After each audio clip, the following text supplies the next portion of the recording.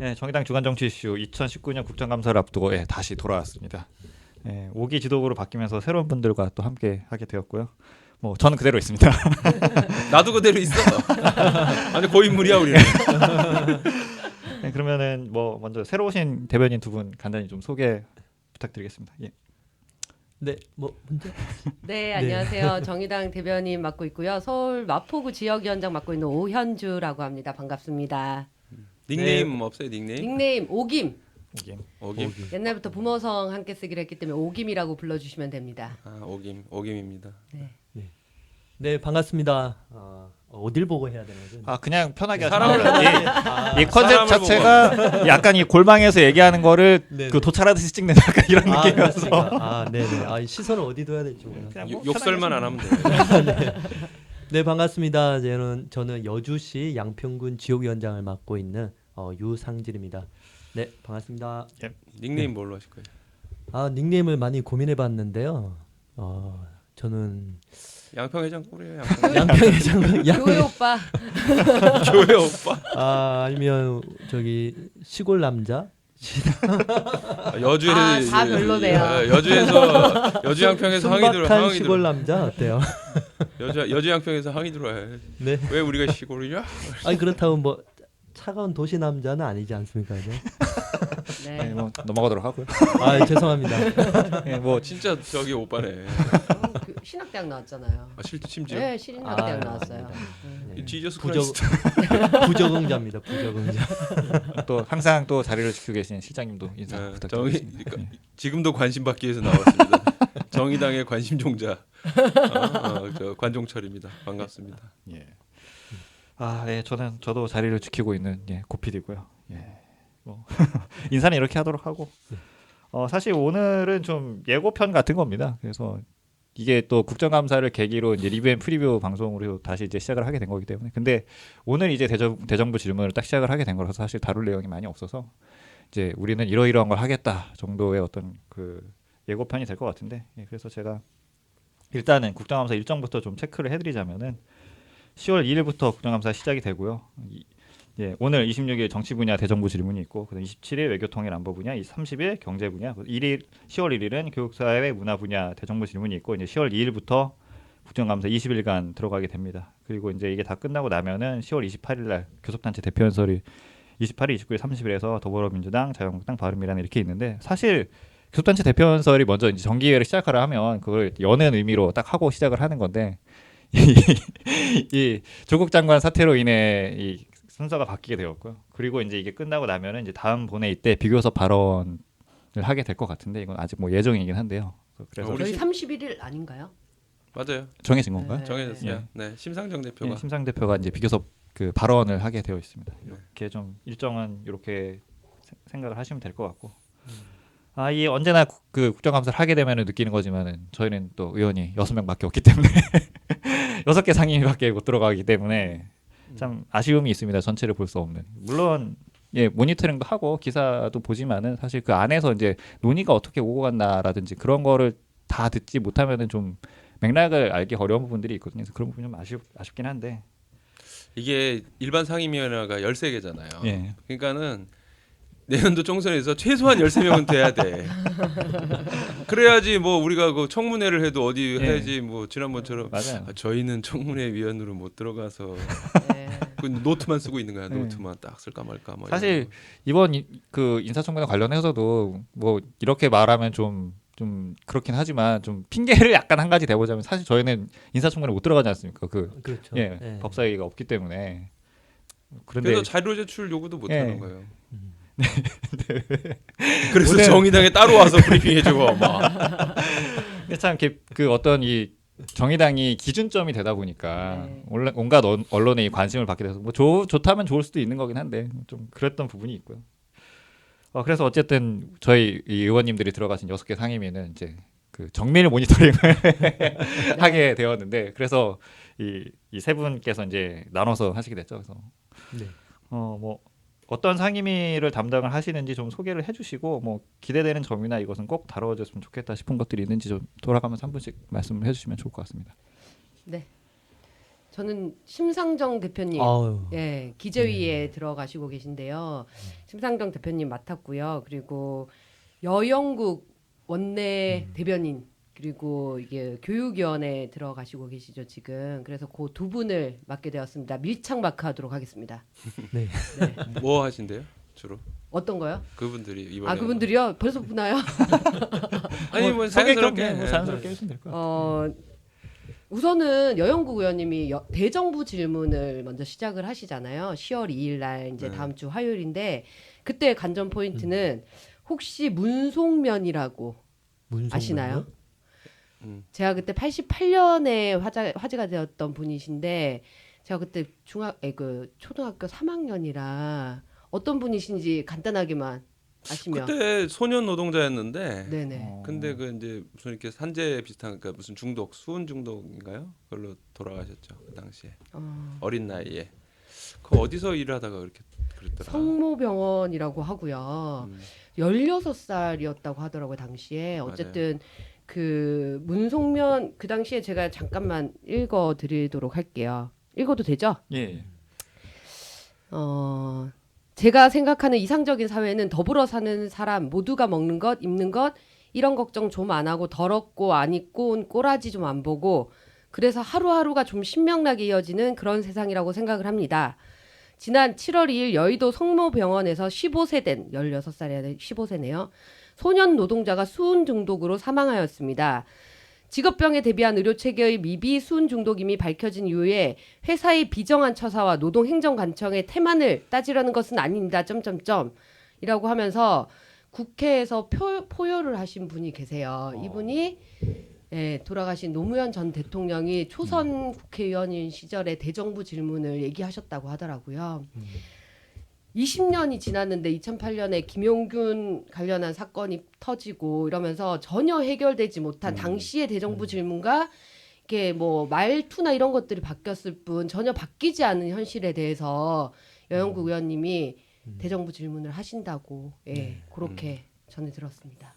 일단 대정부 질문을 그렇게 스타트를 빡 세게 네. 하시면서 이제 하시거든요. 국감은 국감은 좀 이따 하겠습니다. 다음 타자가 먼저 하시고. 우리 대정부 질문은 여영규 의원님 유일하죠. 예, 유일하죠. 그죠? 예. 네. 저희가 의원이 없다 보니까 기회가 잘 안 돌아서. 기회가 잘 안 돌아요. 비교섭한테는 뭐 이렇게 별 권한을 주지 않고 숫자에서도 항상 우리는 무슨 분야 하고 싶다 해도 예. 기다려 보세요. 저 이렇게 교섭 단체들이 뭐 예. 하는지 보고 우선순위에서 밀리고 이러니까. 심지어 처음에 국회 개원할 때 상임위원회 정할 때도 네. 신청해도 그 교섭 단체들이 혹시 그 안 한다고 하면 거기 배정해 드리겠습니다. 이런 식이니까 문제가 많죠. 예, 뭐 다음 또 유상진 대변인 말씀. 한 명 한 명씩 할까요? 뭐 그렇게 하셔도 되고. 뭐. 그러셔도 되고 아니면 그 저기 저 맡으신 그 거기 얘기하셔도 될 것 같고. 네. 우리가 처음 하다 보니까 우리처럼 고인물은 그냥 뭐 그냥 뭐 자유롭게 하면 되는데. 아니, 사실은 요즘 이제 대변인실 굉장히 바빠가지고 좀 긴급하게 쪽집게 가해를 받고 어떤 꼭지를 하시는지 이래저래 알아보고 들어왔는데요. 심상정 대표님은 이제 최근에 그 굉장히 문제가 되었던 그 한국도로공사 톨게이트 노동자 비정규직 정규직 전환 문제가 지금 굉장히 이슈잖아요. 네. 그래서 이강래 한국도로공사 사장을 직접 국감에 불러내는 이제 역할을 하셨고요 이미. 그래서 증인 채택이 증인이 아니라 그 뭐라 그러죠? 그 참고인? 참고인 채택이 제가 된 걸로 알고 있습니다. 어쨌든 한국도로공사 사장이 나오는데 환노위가 있기 때문에 이제 노동의 문제나 이런 것들보다는 기재위에 좀 초점을 맞춰서 재정 문제에 초점을 맞춰서 얘기를 하신다고 하고요. 그 공공 부문의 비정규직 문제가 굉장히 사회적 이슈이고 문재인 대통령의 핵심 이슈인데 재정 쪽으로 그러면 이 공공 부문의 비정규직화를 그 공공 부문의 비정규직을 정규직으로 이뤄낼 재정이 충분히 뒷받침되고 있느냐? 그렇지 않다라고 하더라고요. 그래서 적극적으로 이 기재부의 어떤 그 이 재정을 늘려야 되지 않냐 이런 부분을 정책적으로 뒷받침하기 위해서는 그런 질문들을 얘기를 하신다고 하고 노동 존중의 사회에도 그 방향이 맞다. 이런 얘기를 적극적으로 하실 예정이라고 합니다. 덧붙여서 정부의 전반적인 재정 정책 관련해서 세수가 늘어났기 때문에 국민들이 보시기에는 굉장히 재정도 늘어나고 돈을 많이 쓴다라고 하지만 이 이렇게 세수에 비례해서 늘어난 것뿐이지 전반적인 어떤 정부의 정책 기조나 혹은 경제가 어려움에 비해서는 재정이 늘어나지 않고 있는 것에 대해서 본격적인 비판을 할 예정이라고 하고요. 그래서 확장적 재정 정책이 어떻게 경제를 구하고 국민들의 삶을 나아지게 할 수 있는지에 대해서 적극적으로 발언하실 예정이라고 합니다. 그뭐 한국당에서는 난리 나겠네. 그, 아 그래요? 왜냐면은 현재 이제 네. 뭐 세수를 내가 뭐 소득세라든가 이렇게 세율 조정을 하지 않고 확장 재정을 하자고 하면 네. 대부분 이제 국채 발행을 해가지고 네, 네. 어쨌든 적자 재정을 해서 하자는 얘기인데 그러면 한국당은 또 빚을 지자는 얘기냐, 그렇죠. IMF를 다시 맞으려고 하느냐. 뭐 그러면서 이제 또 난리가 나겠죠. 뭐. 이게 예전에도 한번 했던 얘기지만은, 그러니까 우리나라 사람들한테 나라가 빚을 진다 이 워딩이 너무 강력한 거예요. 그렇지. 음. 그래서 사실은 이제 경제가 잘 안 될 때는 정부가 일단 우선적으로 돈을 어디선가 마련을 해가지고 국민들한테 이렇게 여러 사업으로 쓰고 네. 그러면서 이제 국민들에게 소득이 늘어나서 이제 경제가 선순환하는 게 맞는데 근데 그런 걸 하지 않고 막 긴축을 어려운데 긴축으로 계속 가니까 네. 그러니까 모든 가정이 다 아유, 너네 집은 우리한테 돈을 좀 소비했으면 좋겠는데 나는 안 쓸 거야 하면 그렇게 되면 완전 불황이 오는 거잖아요. 네네네. 근데 그럴 때 그거를 유일하게 굉장히 강한 그 어떤 이렇게 그 권력을 가진 세력 그 집단이 이걸 우리가 풀 테니까 다 같이 소비하고 뭐 이렇게 투자하고 하자라고 하는 걸 정부가 해야 되는데 네. 이제 한국당은 그런 거는 적자 재정이니까 절대 안 된다는 거고. 네. 근데 우리 문재인 정부가 그걸 잘 돌파를 못 하는 것 같아요. 그나마 이제 지난번에 문재인 대통령이 왜 국가 재정 그 국가 빚이 항상 GDP의 40%에 머물러 네. 있어야 되는 이유가 있냐 연초에 물어봐가지고 있었던 한번 네. 얘기하신 네, 적 있죠. 그래서 이제 네. 그걸 이제 좀 뚫린 것 같긴 한데 아직은 좀 부족한 것 같아요. 네. 그 연초에도 그 사태 한번 있었지 않습니까? 그 국채 발행 관련해 갖고 저기 네. 그 누구였죠? 그 신재민 사무관이었나 그 사람. 아, 네. 네. 그 일 때도 보면, 그러니까 그 사람의 생각은 나라가 빚을 내면 안 되는 거예요. 그러니까 무조건. 그러니까 사업체처럼 생각을 하는 거죠. 수익을 내야 되는 것처럼 생각을 해서 빚을 적자가 나면 안 된다라고 생각을 하니까 이 국채 발행하는 것 자체가 되게 문제다라고 생각을 해서 뭐 이렇게 폭로를 하느니 뭐 하느냐 그렇게 나왔던 건데, 사실 알고 보면 국가는 수익을 내는 이 단체가 아니잖아요. 네네. 그러니까 좀 개념이 다른 건데 너무 그렇게 생각하는 것 같더라고요. 그리고 근데 꼭 네. 네. 뭐 지금 한국의 재정 상태가 예. 지금 OECD 국가 안에서도 지금 국채 그 발행되는 상황이 지금 뭐 나쁜 수준이 아니란 말이야. 아주 지금 건전하다 못해 아주 상당히 좋은 상태에서 곳간에 지금 돈을 쌓아두고 있는 거죠. 그렇죠. 지금 이런 상태에서 쓰자고 하는 건데, 예. 예, 뭐 우리 당은 확장 재정을 하는 게 뭐 당론이기도 하고. 네, 확장 재정한 게 당론이었나요? 제가 조금 그 부분에서는 원래는 네. 이제 그 세수를 이제 소득세라든가 이런 걸 많이 좀 걷어 법인세나 이런 걸 많이 걷어서 특히 이제 상속증여세라든가 그쵸, 보유세도 늘려가지고 그 고소득층이나 이제 소득이 있는 층으로부터 어느 정도 소득 이전을 하는 게 핵심이었는데 일단 그런 법이 잘 바뀌지도 않았고 그렇게 그쵸. 당장 이렇게 그 세수 변동을 한다 그러는 게 상당히 뭐 저항도 있을 수 있고 그럼요. 그러다 보니까 그거에만 매달리지 말고 그러면은 빚을 뭐 이렇게 적자 재정을 하면은 국채 발행을 하면 꼭 우리나라에 있는 뭐 기관들에서나 뭐 부유층이 이런 걸 사는 것만이 아니라 외국에서도 이제 금융기관들이 이걸 살 거 아니에요. 네. 그러니까 이제 돈이 들어오고 하니까 근데 그 나중에 갚을 수 있냐 이런 문제가 봉착하는데 우리나라의 그 어떤 재정 상황으로는 건 충분히 갚을 수 있다. 네. 그리고 이게 갖고 오는 효과가 좋기 때문에 확장 재정이 올해 중순부터 사실상 이제 우리에게 좀 당론화. 적극적으로 네. 발언하는 것 같고 그 전에는 좀 중부담 중복지 그 다음에 세수를 늘리는 것 이런 거에 좀 그 초점이 정도였는데 가 있었던 것 같아요. 근데 세계적으로 보면 정부가 그렇게 선도적으로 어떤 경기를 뚫기 위해서 그 뭐 양적 미국은 뭐 한 달에 80조씩 풀었나 막 그럴 거예요. 네. 양적 완화. 어마어마 막돈 미국이 찍어서 가는 내잖아요. 길이군요.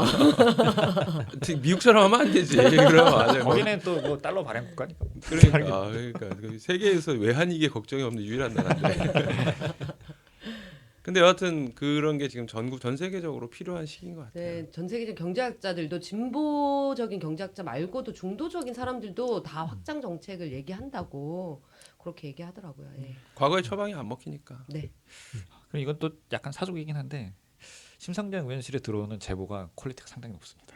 아, 그렇습니다. 매번 느끼는데 다른 의원실에 비해서 좀 높은 편입니다. 그래서 기대가 될 때가 있어. 보면은. 그렇군요. 아무- 제가 작년에 뭐가 네. 있었지? 네, 들어온 거는 꽤 좋은 것들이 들어왔던 걸로 아는데 우리가 제보 받았을 때 예. 저한테 안 얘기해 줬을 수도 있어요. 그래서 제가 좀 더 밀착 마크하여 파보도록 하겠습니다. 의원실로 직접 들어오는 게 꽤 고급 정보들이 들어오는 걸로 알고 있죠. 네. 아무래도 기재위니까 예. 돈을 다루는 데니까 그럴 수 있겠네. 네. 네, 뭐또 설명해 주시죠. 여윤국 의원님은 뭐 어떻게 또 얘가 네. 여영국 의원님은 얼마 전에 이제 그제였나요? 대학 청소 노동자 그 증언대회를 국회에서 여셨어요.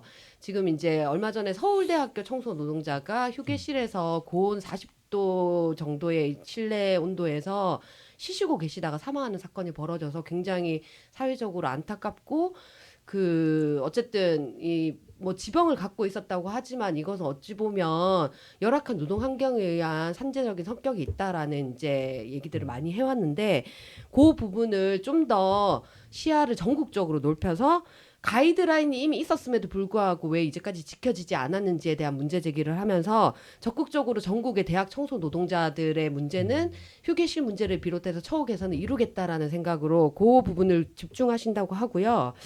고 기저에는 교육 현장에 학생들도 있고 교사들도 있고 뭐 교수님들도 있고 이런데 이 분들뿐만 아니라 학교에 일하시는 분들이 교육 현장이 주체다라는 명확한 생각을 가지고 이분들이 그 노동 조건이 향상되는 것이 이 교육 환경 개선과 맞물려 있다라는 생각으로 그런 부분들을 좀 집중해서 보시겠다라고 얘기를 해주셨습니다. 네.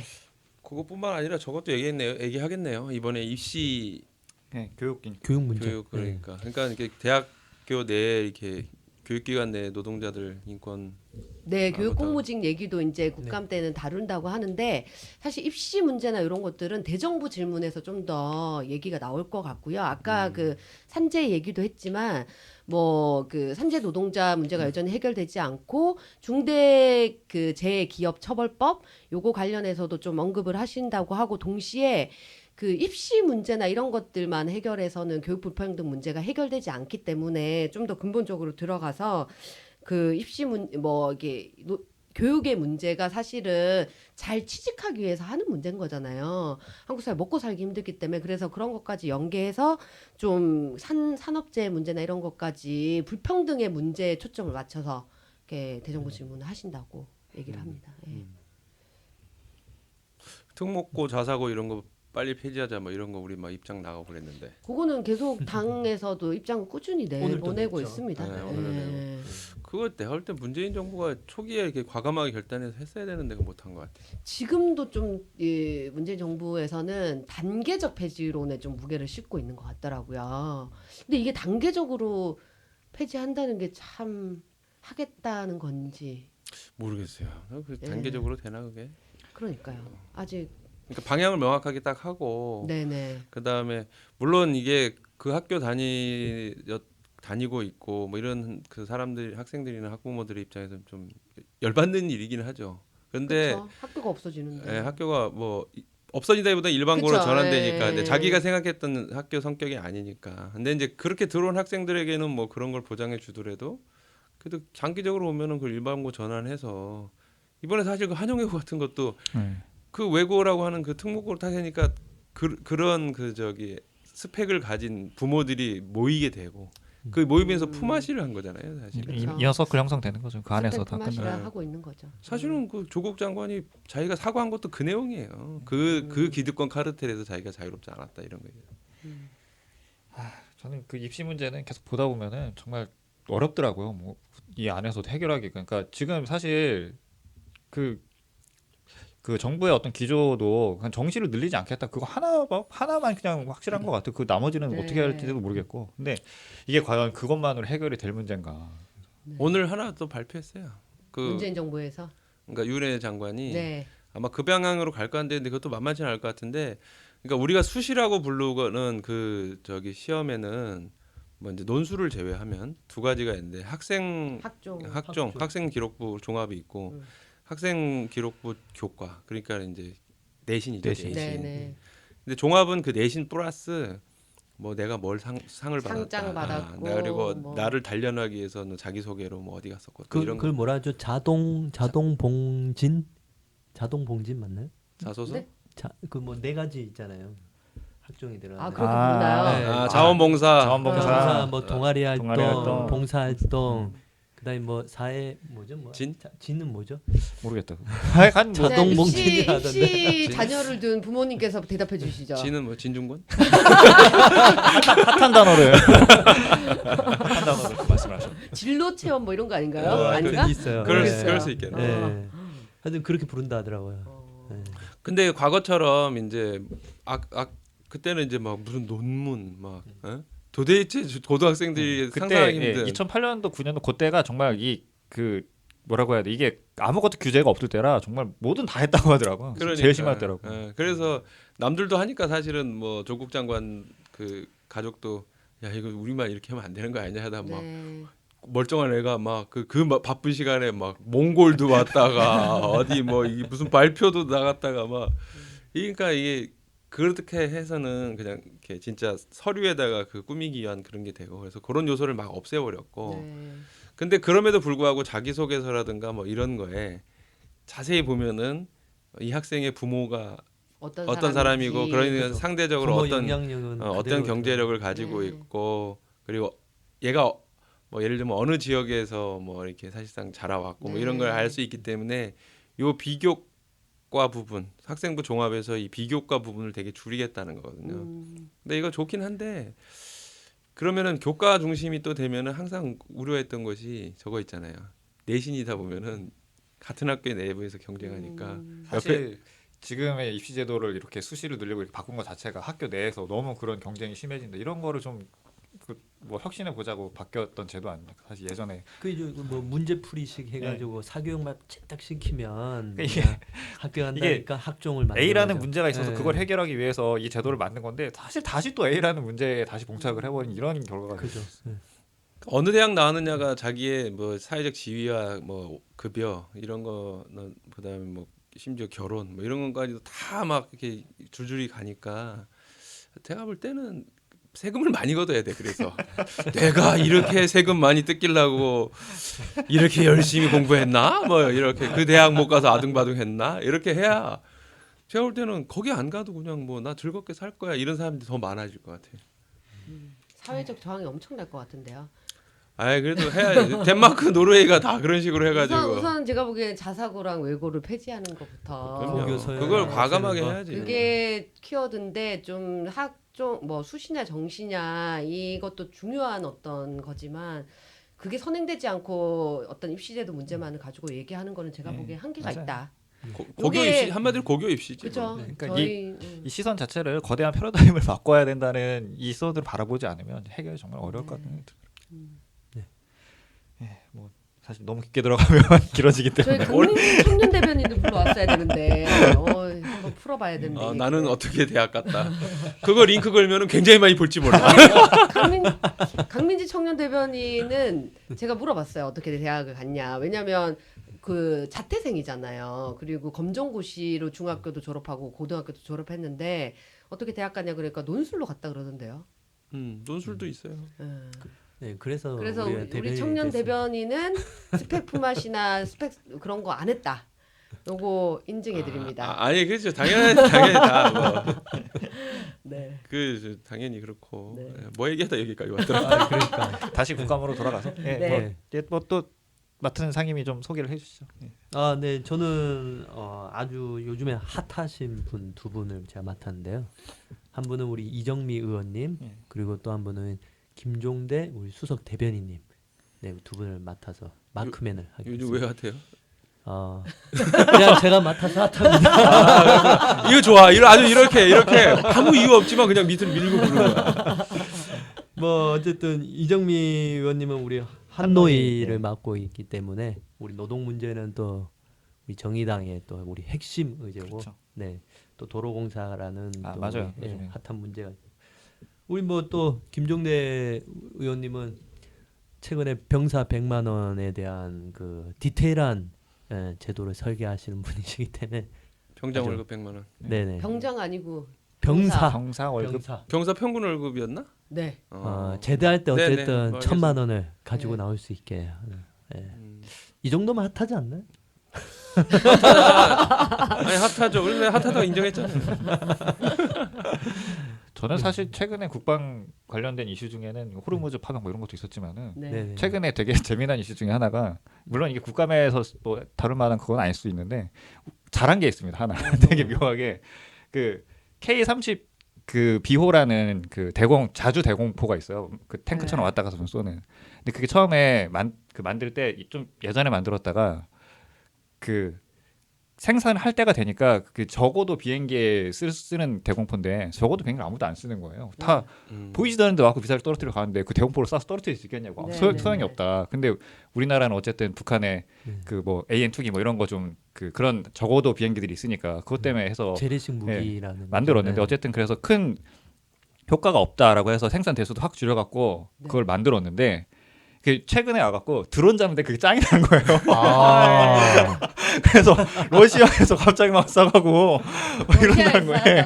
드론 잡는 네, 드론 잡는 게 또- 짱이라 그게 드론은 적어도니까. 네. 그 자체적으로 레이더를 갖고 있고 그리고 네. 드론이 날아올 때 그 미사일로 쏘면은 가성비가 안 맞는다는 거예요. 이 미사일 너무 비싸고 드론 싼데 아, 그래서 가격 대비 대공포를 네. 쏴서 떨어뜨려야 되는데 그 짱이라고 최근에 갑자기 인기가 드론 확 잡는 자주포. 확 올라간 그 아 그럼 자주 사우디 대공포. 이런 데서 막 네, 사간다고 하더라고요. 그래서 어. 사우디에서 계약을 하려고 했는데 러시아에서 뭐 네. 말렸다든가 뭐 이렇게 최근 뭐 해갖고, 예. 드론 공격을 받았지 않습니까? 네. 네. 그래서 갑자기 핫해진 무기가 있던 것 같아요. 아, 국감과 또- 상관없는 얘기였습니다. 웃어야 할지 울어야 할지 모르겠네요. 이게 좀 네. 장기적으로 볼 필요도 있겠구나라는 생각이 들더라고요. 어차피 개발 기간도 길고 무기 같은 것들은 그래서 이게 그 단기적으로 성과를 내려다 사실 조금 실패했던 게 그 저기 그 복합 소총 있지 않습니까? 그거 그 휘어서 쏘는 거? 아니 그 저기 아. 방아쇠 하나로 유탄 발사기도 유탄 나가고 가고 총도 나가고 했었던 그 이름이 K 뭐였더라? 음. 그게 지금 사실 좀 실패작이 됐잖아요. 그 너무 빨리 좀 결과물을 내려고 했었다는 얘기도 있던데. 무기 덕후신 것 같은데. 그리고 아, 군대 얘기 나오면은 몇 사람 말문이 막혀요. 그런 건 또 언제 또 다 챙겨 보셨대요? 유튜브를 많이 보다 보니. 근데 저는 네. 김종대 의원이 이제 그것도 있지만은 이번에 근데 할 수 있지 모르겠지만 나중에 우리가 이제 내년에 이제 총선에서 선거가 좋으면 그 꼭 해야 될 것 같은데 그 군복무 단축 있잖아요. 아, 네네. 그래서 지금 그 군인 숫자도 워낙 줄어들고 있고 이제 젊은이들도 이제 별로 태어나지 않고 있기 때문에 그 원래 군 복무를 6개월인가로 줄이고 네. 예, 대신 그 이제 자기가 계속 군 복무를 오랫동안 하고 싶다. 그럼 그 사람들을 전문 병사로 해가지고 전문 병사. 장교 20만 그다음에 전문 병사 그러니까 군 복무 기간이 긴 그러니까 한마디 사실은 군인 공무원이죠. 직업군인- 예, 직업군인이죠. 네네. 그거를 전문 병사 20만 해가지고 40만 정도로 이렇게 유지하면서 전문 병사 10만, 장교 10만에서 20만인가 뭐 좌우전 둘 중에 하나인데 그렇게 유지하자는 그런 게 있었어요. 그래서 대선 공약이었죠 저희. 네, 그렇죠. 네. 그걸 이제 입안한 건데 이 얘기를 왜 하냐면 어저께 그 우리 국회 윤수아 원내대표 뭐실에 그 육군 뮤지컬 팀이 찾아온 거야. 국군 뮤지컬 귀향, 팀. 귀향. 육군 뮤지컬 팀. 네. 그 신흥무관학교 공연하고 이번에 DMZ 그 네. 귀향. 이제 샤이니, 엑소, 그다음에 네, 워너원, 그다음에 빅스, 뭐 인피니트, 인피니트, 성규, 난리 났습니다. 샤이니, 예. 온유, 어. 뭐 원어원의 네. 그 저기 지성이 역시 아이돌을 많이 아시는군요. 다 알지. 근데 군복 입고 머리 이렇게 밀고 해서 저는 연예인인지 아닌지 구별이 안 가던데 그게 그런 어떻게 얘기 하면 안 알아보시나요? 돼요. 이 얘기는 잘라주세요. 이분 무슨 소리 하니까 저희 아니야 모르는 건 모르는 거지 저희 뭐. 당직자 한 분 와서 사인을 받고 눈물을 흘리셨어요. 정말 성교. 성공한 덕후가 되었다 이러면서 눈물을 흘리셨어요. 근데 진짜. 네, 그 친구들 보면 좀 이 보통 아이돌이나 이런 게 우리나라에서 지금 되게 세계적으로도 유명하고 뭐 BTS나 이런 것도 이렇게 공연도 많이 하고 그 친구들 보려고 콘서트 하면 막 진짜 많이 들어오거든요. 네, 뭐 그래서 그쵸. 이게 관광 것도 되고 하는데 이 활동을 하다가 나이가 그 뮤지컬 팀 온 친구들이 나이가 다 많아요. 네, 저도 조건- 나이 듣고 조건- 예, 조건이 거의 뭐 많죠. 29, 30 조건이 이거 언제 조건이 군대 간 엄청 거예요? 나이가 많아. 막 서른 하나도 될 걸요. 네, 근데 그럴 수밖에 없는 게 계속 이제 미루는 거야. 뒤로. 그렇죠. 근데 아이돌이라고 하는 걸 생각해 보면은 한 2, 3년 동안 굉장히 트레이닝 받고 나와서 어느 정도 또 이제 인지도 쌓고 한 1, 2년 인지 쌓고 막 성공할 때가 음. 20대 갈 때. 후반이 되는 거야. 그죠. 황금 시기에 예, 그러니까 이게 야, 얘들의 팬이 한참 생긴 저 나라는 왜 유명할 때 다 사라지나? 외국에서 보면은 이럴 수가 있더라고. 그래서 그러면 또 이렇게 태양의 후예로 돌아올 수도 있어요. 태양의 후예도 나왔어요. 그 김민석. 김민석. 김민석 거기 그 친구도 네. 왔어요. 배우. 그래요? 예, 너무 어. 굉장히 귀엽게 생겼더라고요. 원래 그 슈퍼스타 K로 맞아요. 노래하던 친구예요. 노래도 잘하고 네, 복면가왕에 복면가왕에 나오고. 얼굴이 저거 음. 배우상이라서 배우로. 그래서 그 친구를 보면서 이 친구들이 계속 이게 국위선양과 이 어쨌든 이 문화산업 이거 해야 되는데 그래서 김종대 의원이 그 육군 뮤지컬 팀을 예로 들면서 네. 군복무 단축해야 되는 거 아니냐. 왜냐면 6개월 정도만 살짝 쉬었다가 약간 장기후가 한 명 멤버한테 주고 다시 결합해서 자자작 하면 이게 계속 이어질 수가 있거든요. 근데 연예병사 이 특검 문제가 약간 좀 아니지. 전체가 다 같이 전체가 그 네. 연예병사만 그렇게 하면 안 되고 네, 그쵸. 전체가 다 같이. 저는 그래야 된다고. 그 아이돌을 이렇게 예시로 들어서 하면 효과가 되게 좋을 수 있다 이런 거죠. 그러니까 국민 여론에서. 홍보할 때 왜 그럼. 군복무를 단축해야 되냐. 근데 그게 실제로 저는 어느 정도 효과가 있을 거라고 생각을 하는 게 사실 음. 최근에 그 프로듀스 101 그때 그 조작 사건 있었잖아요. 그 투표 조작했다고. 투표자. 네. 이분들은 잘 몰라. 저는 잘 몰라요. 그 우리 같이 프로듀스 예술인들만 알 수 있는 얘기. 거기 그 내가 진짜 한마디 하고 싶은데 참겠습니다. 그 CJ 저는 진짜 몰라요. 무슨 얘기인지. 그게 이제 그 투표를 해갖고 그 멤버를 그렇게 뽑는 그런 국민들이 예. 프로듀서예요. 예, 국민 프로듀서. 그런 컨셉의 프로그램인데 그 투표 결과를 조작을 한 게 좀 의혹이 있어서 그게 지금 수사 들어가 있는 상태인데 지금 수사가 들어가 있어요? 예, 검찰에 예, 고발돼 있죠. 고발돼 있어요. 원어원 상대로. 예, 이번에 뽑혔던 원어원 그 남자애들 그 이번에도 이번- 원어원이야? 이번 원어원이 아니고 이번에 이름이 뭐였더라? 아, 약간, 딴 거. 예. 그거 한 CJ에 예. 대해서 돼 있겠지. 그래서 예. 그 전 시즌도 근데 좀 수사 대상이더라고. 네. 근데 그거를 하태경 의원이 그 딱 정론에서 얘기를 하고 고발 들어가 했잖아요. 거기는 문화예술인데 왜 이렇게 잘? 근데 하태경 의원 인기가 확 올랐어. 아, 근데 실제로 그 일부러 파는 거야. 예. 그거. 실제로 그런 상임위가 없어서 그래요. 아이돌에 관심 있는 특히 또 이번에 또 그 남자 아이돌 그 경연이었으니까 그 관심 여성 팬들한테 인기가 확 올랐어요. 하태경에 대한 주목도 자체가 이게 너무 뼈 아프네. 이게 효과가 있습니다 진짜. 나처럼 방탄소년단 언어 이런 거 열심히 보고 이게 왜 이 친구들이 사랑을 받을까 이런 거 공부했는데 그 당직자들이 그게 표로도 이어지나요? 이게 모르시고 저는 뭐야.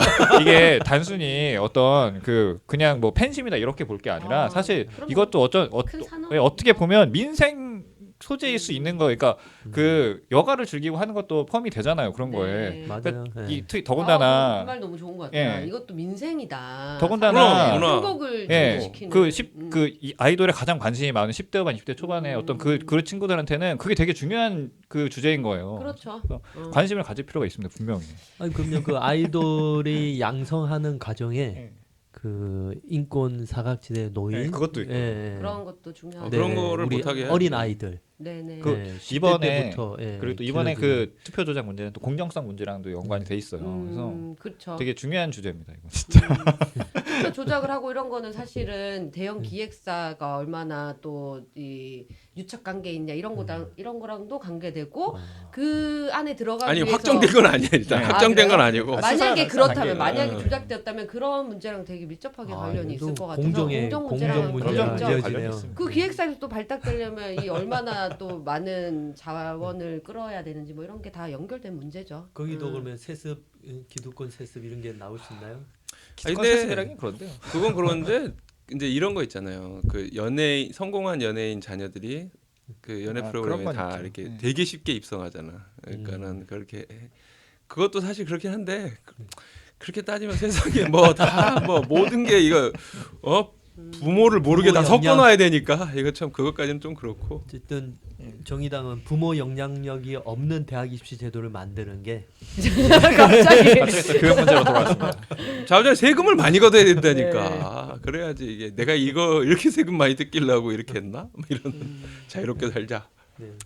하여튼 뭐 저희 뭐 김종대 의원님 같은 경우는 뭐 미 방위비 문제도 있고 또 우리 병사 월급뿐만 아니라 지소미아 관련해서도 많이 했는데 이번 국감에서는 그 주한미군 지휘협정 관련한 것도 다루신다 하고 또 뭐 복지관에 있는 PX 문제도 또 다루신다 하고 아, 그거 아주 좋네요. 민감한 그 민감합니다. 복지관 PX 네. 문제는 어떤 건가요? 군 민생이구만. PX와 이거 뭐 자세하게 제가 물어보지 못했는데 이거는 직접 이제 그 국감장에서 얘기를 해야지. 지금 벌써 가면은 안 돼. 새 나가면 안 네네네. 됩니다. 해나가면 안 돼. 이렇게 중요한 저 문제는 너무 많이 깐 거 아닌가요? 아니야. 군 병원 문제도 있고 그다음에 그 롯데와 그 교환한 그 뭐 부지 뭐 처분 롯데 교환 뭐 처분 부지 문제가 있다. 맞아. 뭐 그거는 그다음에 어디 뭐- 얘기하는 건가요? 저기겠죠, 저기. 용산 얘기 아니죠? 평택? 평택이 아니라 군산? 군산이 아니라 저기 저 그 사드 그렇지. 성주? 그래, 성주. 성주 골프장 그거. 네. 아 성주 골프장. 네네네. 네, 그거. 그리고 뭐 병역 판정 검사 너 1급 2급 네. 매기는 거 노다진 것 그거 같은데 저기 그러니까 이게 뭐 그렇네. 빵빵 터지는 사실 키워드만 네. 들어도 다룰 게 되게 많은 분야죠. 어. 또 젊은이들하고 네. 관련돼 아니 있어요. PX 얘기를 들으니까 이 청년 문제와 딱 결부돼요. 저도 사실 군대 갔다 온 지 너무 오래돼 갖고 좀 그렇게 하는데 저 군대 있을 때도 PX 가면은 사실 일반 사회에서 볼 수 없는 물건들이 많이 있거든요. 도대체 저건 어디서 들어오나. 불량식품 원조? 퇴출해야 되나요 지금? 그러니까 아니 불량식품이라고 하기는 좀 그래요. 근데 어쨌든 그냥 일반적으로는 경쟁력이 좀 없어 보이는 제품들이 PX PX에서만 들어올 때는 파는 예. 물건들이 있어요. 그런데 밖에서는 받는 그거랑 거의 네. 비슷하게 받는데 야. 좀 질이 떨어지는. PX에는 예전부터 좀 온갖 궁금함이 많이 냉동식품들이 있었어요. 초코파이 들어온다는데 초고파이 뭐 이런 게 들어오는 거지. 그 되게 그 뭔가 되게 시험 제작한 느낌이 나는 과자들이 들어올 때가 있거든요. 막 임상 실험하는 것도 아니고 너무한 거 아니에요? 콩맛 과자 뭐 이런 거 먹으면 맛이 없어. 하여튼 뭐 이권이 많이 개입된 곳은 맞습니다. 네. 우리 이정미 의원님은 이거는 아주 사회적으로 큰 문제가 될 수 있는 라돈 아파트에 지금 이미 기사가 나오더라고요. 네네, 맞습니다. 7배인가 검출됐다고 네. 신규 아파트에서 라돈이 네네. 기준치 7배? 이 시멘트라든가 이런 70배인가요? 건축 자재로부터 아니죠? 라돈이 나오는데 지금까지 우리가 너무 무관심하게 살았던 거죠. 그런 문제에 대해서. 이게 주로 이제 포스코 건설에서 만든 저기 네. 아파트에서 많이 나와서 네. 지금 뭐 이용훈 사장을 예, 그 대리석 때문에 그런가 보구나. 직접 뭐 불러다가 하겠다 해서 화학 물질과 관련된 생활 안전 문제도 다루신다 그러고 저 채용 비리 관련한 KT 그다음에 그 도로공사 문제 그다음에 또 뭐 환경 분야에서는 뭐 우리 기후 위기 기후 행동 관련한 안일한 정부 대응 부분 그다음에 뭐 또 노동 분야에는 뭐 청년 여성 우리 그 비정규직 노동자들의 노동 기본권 문제 그때 뭐 이런 환경과 노동 관련한 문제들을 좀 다루신다고 합니다. 중요하긴 한데 김종대 의원께 더 이렇게 쌉싸름하게. 아니 근데 이게 이게 약간 뭐 좀 예비역들이라 그런 거 아니야? 아니 라돈 문제는 저는 되게 라돈 그 주민들 지역 사회에서 주민들이 엄청나게 관심 있다고 느낀 게 라돈 매트리스 문제가 생겼잖아요. 그러고 나서 전국 지자체에서 다 라돈 측정기를 구매를 했어요. 그리고 심지어 이거를 대여를 해주잖아요. 근데 이게 대여가 막 밀려 있을 정도로 수요가 높다는 얘기를 듣고 진짜 생활 안전 문제는 그 관심이 많구나 주민들이. 특히 이 아파트 문제는 네. 아파트를 살 때 거금의 빚을 들여서 사잖아요. 네. 그래서 이거 한 번 구입하면 그렇죠. 뭐 쉽게 어떻게 바꿀 할 수가 수도 없고 또 아파트는 가격이라는 또 그런 기대 심리가 있는 건데 그렇죠. 라돈이 나온다 이러면은 가격 안 올라갈 이제 텐데. 쉬쉬할 수밖에도 없고 네. 오픈하기도 어렵고 그래서 참 이게 어려운 문제입니다. 이게. 돈 비싸게 주고 샀던 아파트라고 해서 제가 되게 좋은 아파트들 신규로 지어진 데 가면 제가 되게 예민해요 몸이. 그래서 한 2시간 있으면 눈이 너무 따갑고 새집 이런 증후군 이런 거. 예, 너무 따가워서 못 견디겠더라고요. 근데 몇십억짜리 그게 뭐가 아파트가. 밝혀져도 그걸 시시가 진짜 너무 많아. 그 옛날에는 뭐 제가 아는 아파트는 1층이 그 겨울에 얼어가지고 배관이 잘못돼가지고 터져가지고 물바다가 된 거야. 근데 그게 뭐 집값 떨어질까봐 다 입닫는 거 아니에요? 그런 일이 있었다는 걸 절대로 외부에 알지 마라. 맞아요. 홍수 나듯이 됐거든. 근데 거기가 헐. 얘기 안 해요. 절대 얘기 안 하지. 그거.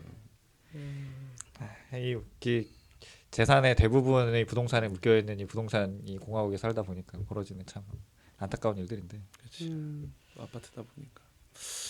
그거는 윤수아 의원하고 추혜선 의원 맡았는데요. 윤수아 의원은 보건복지위원회고 추혜선 의원은 이제 정무위원회. 그러니까 정무위원회를 근데 사람들이 잘 뭐야? 그거는 뭐 이렇게 모르는 분들이 꽤 계신데. 우리 정무직만 알지. 그렇죠. 제일 그렇게 생각하잖아요. 그래서 근데 보통은 이제 그 굉장히 큰 재벌 대기업들하고 네. 그다음에 금감위 같은 은행이라든가 이런 데를 그러니까 금융 쪽 이런 걸 하는 데라 상당히 중요한 위원회입니다.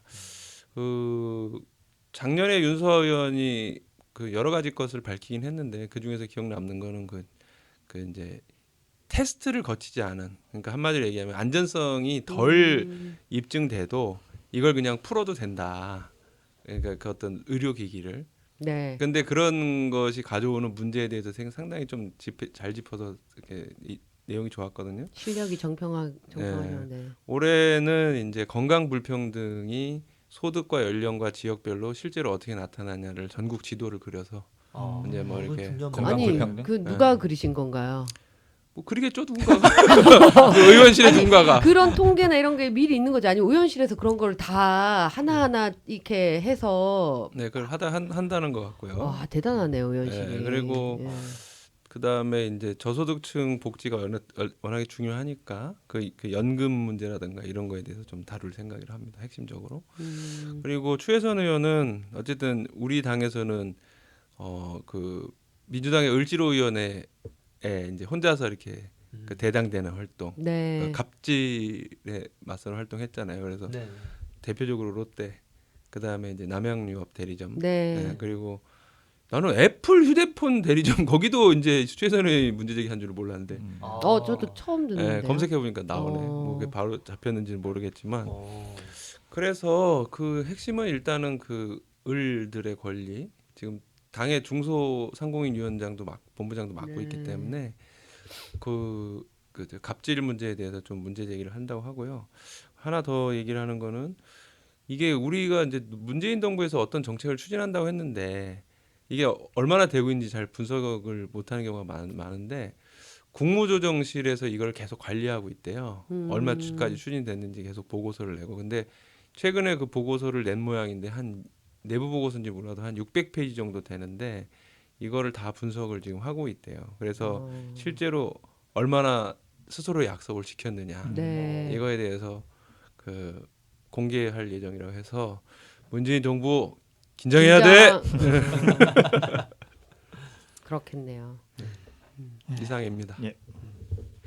사실 오늘은 좀 예고편 성격으로 하려고 했는데 많이 길어지긴 했네요. 본판보다 더 길어. 네. 저는 이 작년에도 그렇고 재작년에도 그렇고 제가 이제 국감을 되게 그래도 관심 있게 본 거는 이게 두 회니까. 근데 보고 나면은 마지막에 드는 생각이 이게 과연 지나고 나서 얼마나 해결이 될까 지적한 문제들이 별로 관심들이 없어요. 그러니까 일반 사람들도 그렇고 언론에서도 그렇고. 그리고 저도 사실 이번에 이 준비를 하면서 제가 그 생각이 들고서는 바로 찾아본 게 저는 그거였거든요. 작년에 심재철 의원이 기재부 홈페이지 해킹해갖고 되게 시끄러웠잖아요. 맞습니다. 네, 네. 그거 어떻게 돼 있는 거예요 지금? 그거 4월달에 그 뭐였더라? 그냥 고소 취하 뭐 이런 거예요? 뭐 되게 흐지부지 됐어요. 그냥 기소유예였나 그렇게 됐어요. 그냥 뭐 그러니까 해킹을 한 건 맞는데 피해가 별로 없고 뭐 이랬다고. 그러니까 해킹처럼 들어간 건 사실인데 이게 지나고 나면은 흐지부지 됐네. 되게 흐지부지 되는 국감 거예요. 때 반짝하고 네. 뭐 했다가 국감이 끝나고 나면 또 흐지부지 되는. 패스트 트랙은 그러면 안 돼. 끝까지 가야 돼 그거는. 그래서 이 지나고 나서도 좀 중요한 문제들에 대해서는 지속적인 관심을 좀 가져줬으면 좋겠다. 근데 언론에서도 그게 그렇고. 그래서 우리가 국정감사를 이제 1년 중에 9월부터 12월까지 딱 정기국회 그 기간 중에 또 딱 20일 네. 이것만 하잖아요. 그러니까는 마치 이런 거야. 막 내가 갖고 있는 모든 재주를 20일 동안 다 풀어놓고 그렇죠. 1년 동안은 놀아 이렇게. 그리고 정쟁해. 음. 이게 문제인 거예요. 사실은 내가 볼 땐 국정감사 때 나온 자료가 진짜 좋은 자료가 많아요. 그만큼 파고 자료 요청하고 까지 딛고 해가지고 작년에 제가 국감 자료 보면서 사실 느꼈거든요. 이번에 두 분 또 공부해 보시면은 1년 동안 그럼 국감을 해야 된다. 저는 상시 상시 국감 해야 된다고 국감. 생각해요. 네, 예를 들면 상시 국감을 최소한 해야 1년에 된다. 2번 한다. 6월 아. 국감, 4월 국감, 10월 국감 이런 식으로. 네네. 그러면 국감을 하고 난 뒤에 그 지적 사항에 대한 이행 점검 차원의 또 국감을 하는. 뭐 그런 식으로 해도 네. 되고. 음. 우리나라는 너무 이벤트성이 많아요. 그러니까 보여줄 때 보여준다 이런 네. 식인데 미국도 우리가 이제 인사청문회 같은 거 있잖아요. 근데 미국은 공청회 플러스 청문회 이런 게 그 상원 같은 경우는 1년에 한 1000건 가까이 돼요. 그러니까 인사청문회도 당연히 있고 청문회도 굉장히 오래 해. 막 어떤 경우는 막 4개월 가는 경우도 있고 그래서 국정 발목 잡기도 막 하고 그러는데 아니 그러면 제가 너무 생각이 드는 게 그렇게 하면 진짜 1년 내내 이게 국감이라는 이름을 쓰고 정쟁만 계속 하는 느낌으로 딱 드는데 청문회도 그렇게 상시적으로 하게 되면 그러니까 청문회가 미국은 히어링스라고 그래가지고 네. 우리나라 치면 공청회 같은 거라든가 그 청문회 같은 거를 합쳐서 이렇게 부르는데 네. 근데 그 사람들은 좀 실용적이에요. 국회의원이 예를 들면 뭐 그 기획재정부에 어떤 국장을 불러다가 1대1로 얘기하는 것도 저 청문회라고 해요. 네. 히어링스. 그것도 다 네. 들어가요. 근데 딱 공식적으로 하는 거야. 아주 중요한 이슈고 무슨 장관 불러다가 하면은 맨날 장관이 여기 의원실에 살아야 되니까 그런 건 아니라 하더라도 그래서 거기는 상시 그 뭐 이렇게 감사 이런 게 발달돼 있다고 하더라고요. 그래서 내가 볼 때도 막 1년 내내 할 수 없다면 1년에 2번 정도 국정감사 하는 건 나쁘지 않을 것 같아요. 물론 이 얘기를 들으면 우리 보좌진들은 죽을래 막 이렇게 생각할 수도 있겠지. 그렇기도 하지만 국민들의 요구는 지금 국정감사도 중요한데 이 국회를 감사해야 된다 이런 생각을 많이 하실 거기 때문에 그건 이제 투표로 그건 또 응징을 뭐, 해주시기 그런 뭐 그런 뭐 생각이 들지 않을까. 대정부 질문이 시작됐는데 뭐 예상했지만 뭐 예. 시종일관 조국 얘기밖에 안 나와요. 그러니까 이번에도 네. 그래서 그 원내대표님도 말씀하셨지만 조국감. 국감이 아니라 조국감. 조국감이 될 수 있다. 네. 아니 대한민국의 대정부 그러니까 정부에 대해 질문할 게 법무부 장관밖에 없냔 말이지. 그렇죠. 나머지 장관들은 뭐냐는 거예요. 아까 왜 뒤로 앉은 건 뭐예요? 그 네? 뒤로 이렇게 앉아 있던데 누가요? 한국당 의원들이? 그랬어요? 처음에는 뭐 이렇게 막 나갔다고. 조국 그 장관으로 인정할 수 없다. 선서할 때 음. 그럼 뒤로 앉아서 그 막 욕설을 한 거예요? 막 그런가 한번 봐요. 쳐주고 한 거예요? 그게? 그러더니 마이크 잡더니 뭐 또 청문회 하던 똑같은 말. 네. 뭐, 저 덧붙일 거 있는데 예. 아니 여영구 의원님이 여가위 중요한 여성가위원회 맞아요. 소속이기도 중요한- 해서요. 네, 겸임상임 네, 겸임상임위가 상임위가 있는데요. 국감은 21일 날 끝나고 23일, 24일 날 이제 상임위 본 그 회의가 이루어져서 그때 복지 종사자 관련해서 여성가족부 관련해서 좀 다룰 거라고 하시고요. 그 여성가족부 복지 종사자가 상대적으로 다른 복지 종사자보다 임금이 80%밖에 안 된대요. 그만큼 청소년 수련가들, 청소년 지도사들. 네.